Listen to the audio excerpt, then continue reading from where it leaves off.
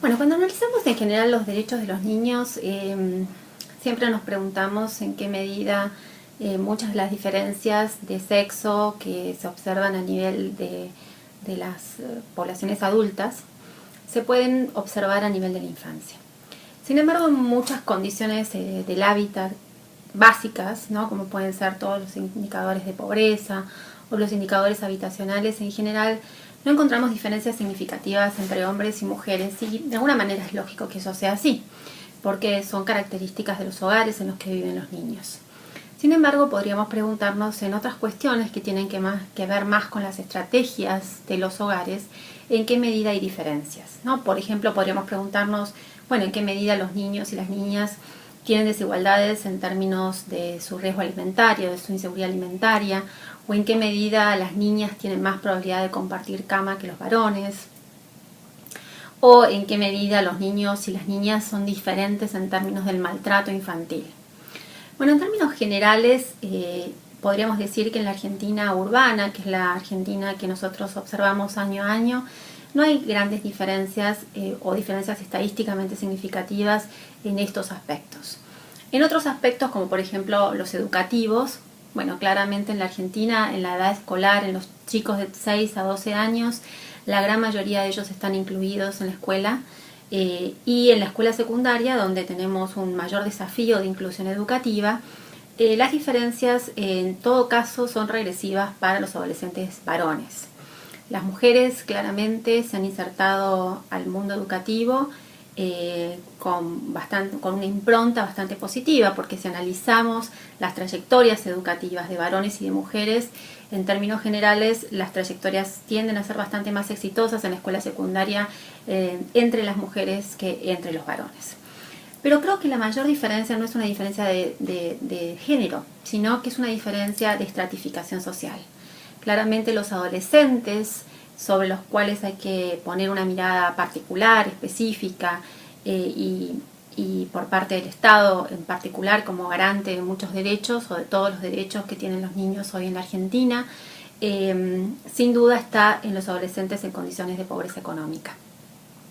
donde muchas de las desigualdades sociales que empezamos a observar y que observamos en la escuela secundaria entre los adolescentes están vinculadas a cómo esos adolescentes, esos jóvenes se van incorporando a las estrategias familiares de vida de sus propias familias y muchas veces de sus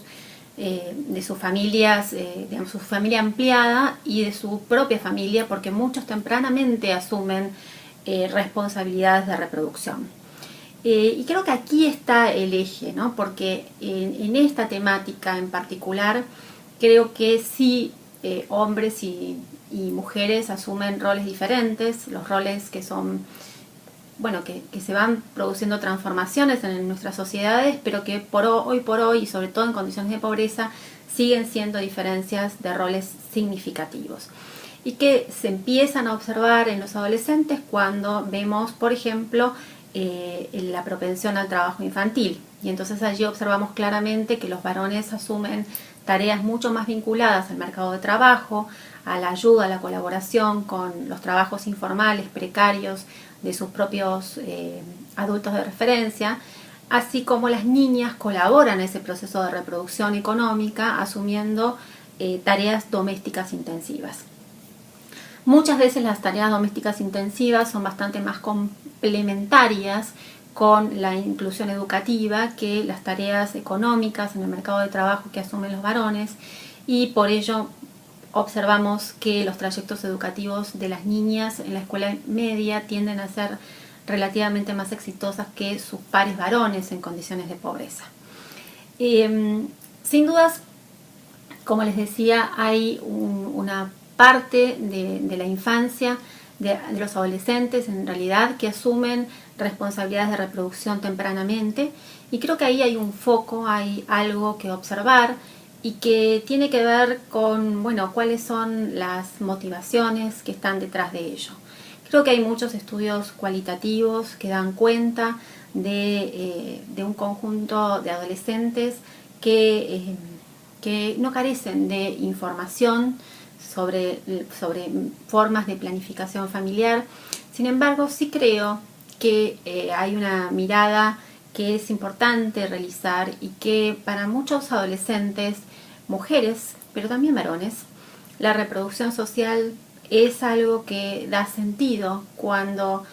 faltan muchos otros sentidos o muchos otros trayectos exitosos para los jóvenes. Hoy la escuela secundaria para los jóvenes es obligatoria, es un derecho. Sin embargo, ante esa igualdad de oportunidades en el ingreso a la escuela pública hoy en la Argentina, claramente no hay igualdad de resultados.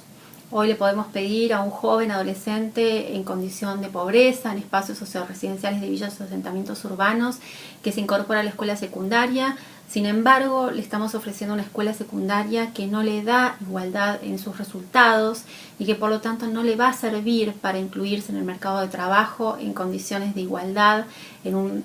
mercado formal, en un trabajo que le permita movilidad social respecto de sus padres.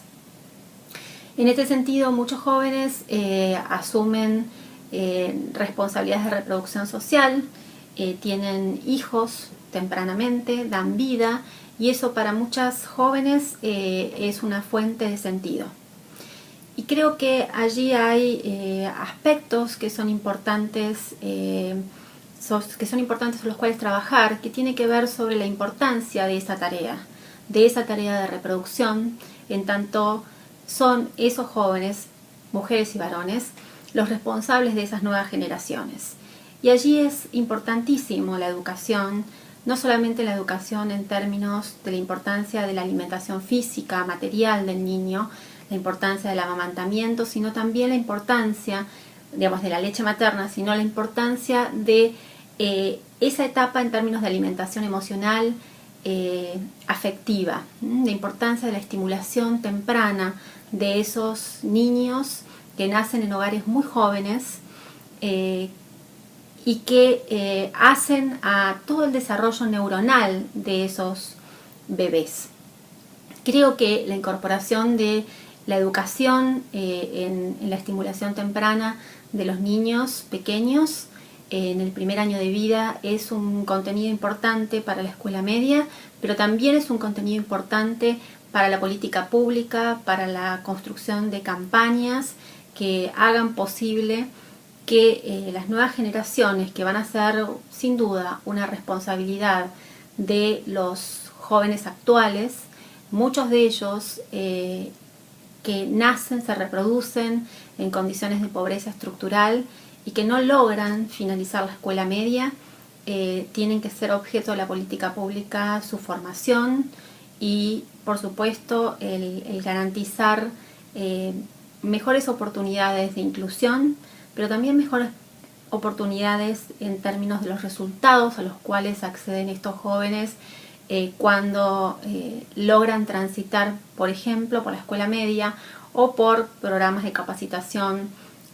como los hay, por supuesto, para la mejor inclusión en el mercado de trabajo.